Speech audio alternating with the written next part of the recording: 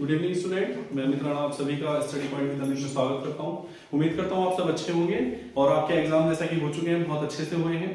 अभी समस्या देखिए क्या आ रही है। आज जैसे ही हमने प्रैक्टिकल की डेट अनाउंस की या अलग अलग यूनिवर्सिटीज अपने बीएड सेकंड ईयर वालों के फाइनल प्रैक्टिकल करा रही है, तो सभी बच्चों की जो है ना समस्याएं बहुत दिक्कत हो रही है बच्चों को। क्या कि उन्होंने माइक्रो टीचिंग नहीं ज्वाइन की है, या उनको लेसन प्लान समझ में नहीं आ रहा कैसे बनाने हैं, या प्रैक्टिकल के लिए डर रहे हैं कि कैसे होगा क्या होगा, कैसे हम अच्छे नंबर प्राप्त कर सकते हैं। ठीक है, तो इन सब चीजों को क्यों है क्या है कि इन सब चीजों के लिए हमने ये सेशन रखा है कि आपको कोई दिक्कत ना हो, आपकी हेल्प हो सके। देखिए, सबसे पहले मैं आप सभी लोगों से ये कहूंगा कि देखिए, हम किसी कॉलेज या ग्रुप में तो नहीं डाल सकते अपनी वीडियो, लेकिन आप सब अपने स्टेटस पे और इसको शेयर जरूर कीजिए, लाइक कीजिए, ताकि हर एक स्टूडेंट तक ये वीडियो पहुंच सके। ठीक है, क्योंकि प्रैक्टिकल की डेट बेटा 20 तारीख से पहले सबके प्रैक्टिकल हो रहे हैं। ठीक है, आने वाली 20 अक्टूबर से पहले ज्यादातर स्कूलों के या सभी यूनिवर्सिटीज अपने बीएड फाइनल ईयर के प्रैक्टिकल करा रही है। ठीक है, तो मैं आप लोगों से रिक्वेस्ट करूंगा कि ज्यादा से ज्यादा सबसे पहले इस वीडियो को शेयर कीजिए, लाइक कीजिए, और जिन लोगों ने सब्सक्राइब नहीं किया तो सब्सक्राइब कर लीजिए। ठीक है, और बीच में वीडियो को स्किप मत करना, क्योंकि जब तक आप पूरी वीडियो नहीं देखेंगे तो तब तक आपको समझ में नहीं आएगा कि पूरी प्रक्रिया होती क्या है, या जो आपका मेन प्रैक्टिकल है उसमें कैसे हम डील करेंगे एग्जामिनर्स के साथ। ठीक है, क्या क्या प्रोसेसिंग होती है सब जानिए। ठीक है, चलिए मैं बताता हूं आपको। आज जो हमारी क्लास है वो बीएड सेकंड ईयर के लिए है। ठीक है, B Ed second year, B Ed first year भी इसमें देख सकता है, क्योंकि आने वाले समय में उनका भी ये प्रैक्टिकल होता है। ठीक है, चलिए तो सबसे पहले बात करते हैं हम सबसे पहले किस चीज की, लेसन प्लान व फाइल। ठीक है, लेसन प्लान व फाइल ये जो है आपके प्रत्येक विद्यालय में जहां पर बीएड का कोर्स संचालित किया जाता है, ठीक है, उन सभी शिक्षकों ने, प्रोफेसर्स ने, सबने अपने पैटर्न के अनुसार अपने जो लेसन प्लान है या फाइल्स हैं वो बनवाई हुई है। ठीक है, लेकिन होता क्या है कि कुछ बच्चे हमारे उसमें भी कंजूसी कर जाते हैं और वो ठीक प्रकार नहीं बना पाते, या एक दूसरे की हेल्प से बना लेते हैं और उसको समझ नहीं पाते कि लेसन प्लान होता क्या है। ठीक है, तो सबसे पहला पॉइंट तो ये रहेगा हमारे। फिर दूसरा रहेगा हमारा टीएलएम। ठीक है, टीएलएम क्या है। इसके बाद हम शिक्षण कार्य कैसे करेंगे। ठीक है, शिक्षण कार्य कैसे करेंगे, कितने स्टेप में होता है। देखिए, सबसे पहले मैं बताता हूं कि आपका जो प्रैक्टिकल होगा उसमें आपको सबसे पहले जो आपने लेसन प्लान और फाइल बनाई है, क्योंकि आप तो बना नहीं सकते, आप समय निकल गया।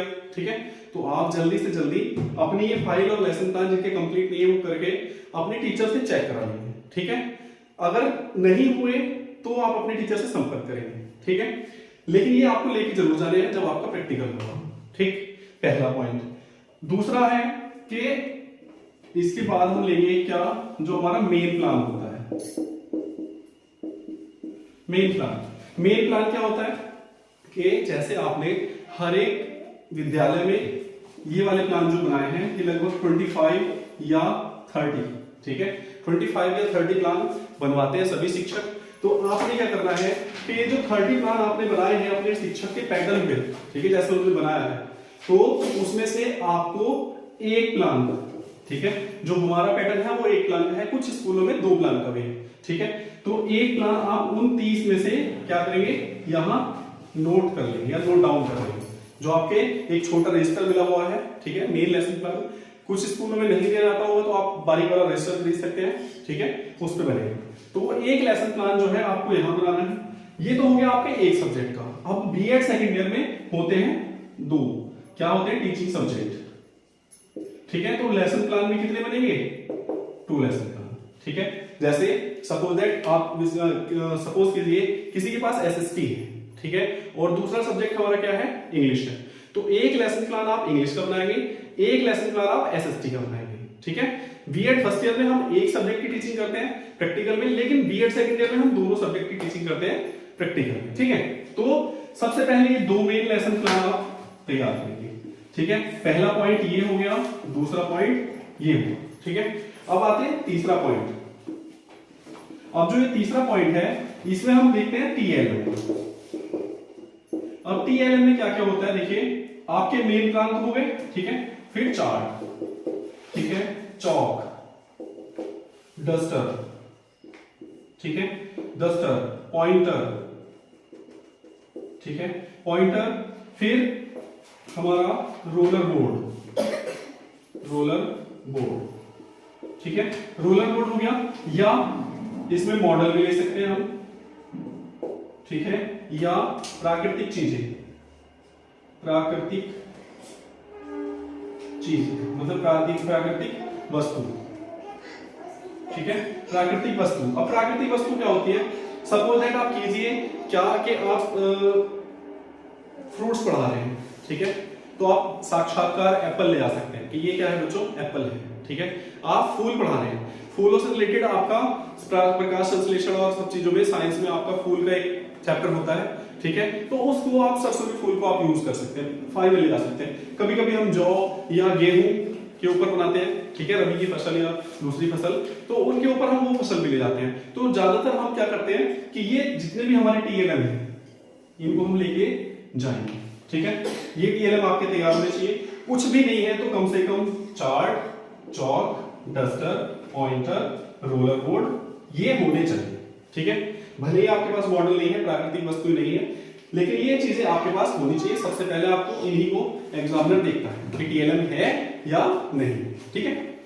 अब ये तो होगी बात टीएलएम की। अब शिक्षण कार्य, ठीक है, जो शिक्षण कार्य है हमारा, ये आपका अलग अलग लेसन प्लान जब आप पढ़ाएंगे, मैं इसको साफ कर देता हूं, ठीक है, फिर ध्यान से देखिएगा।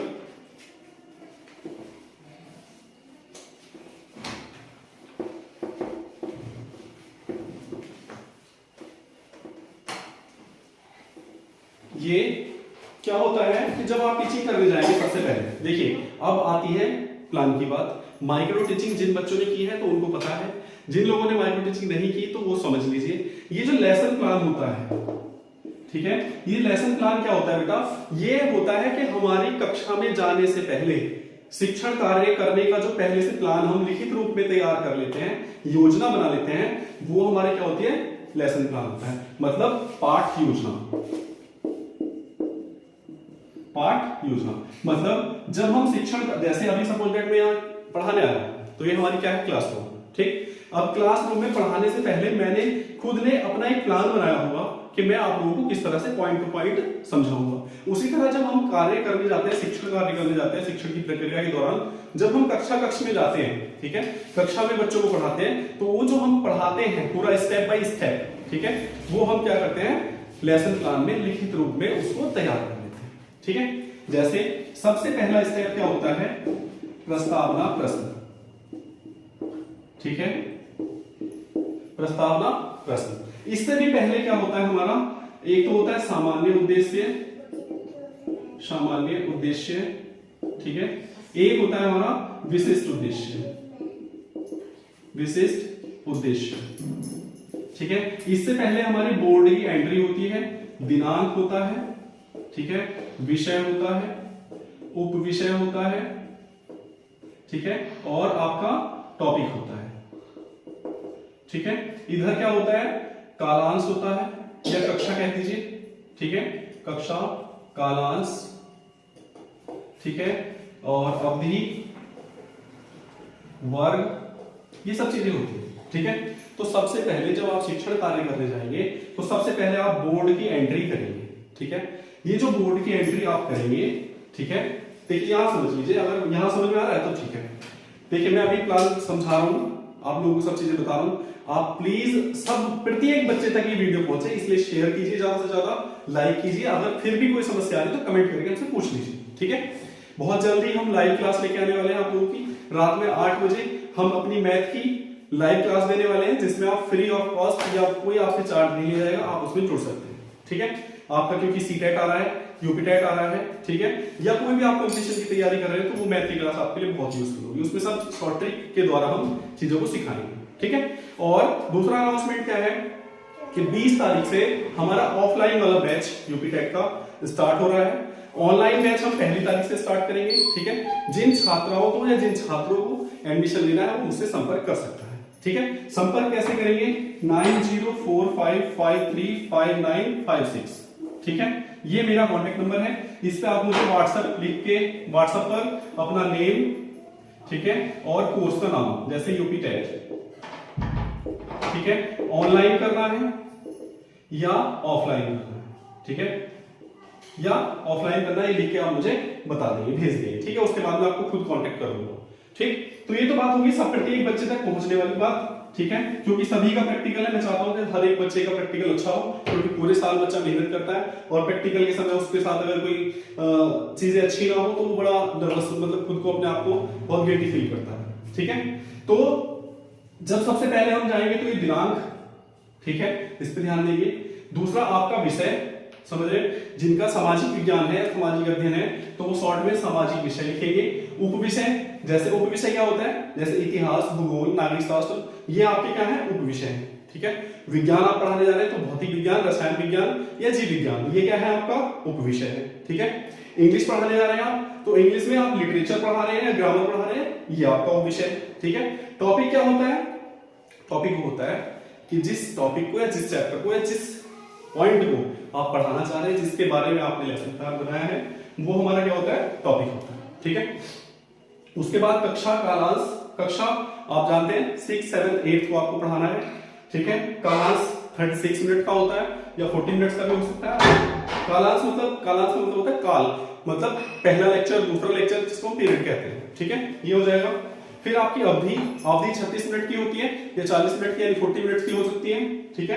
वर्ग में क्या होता है, जैसे 6A, 6B, 6C, इस तरह से जो हम सेक्शन बांट देते हैं वो होता है, ठीक है।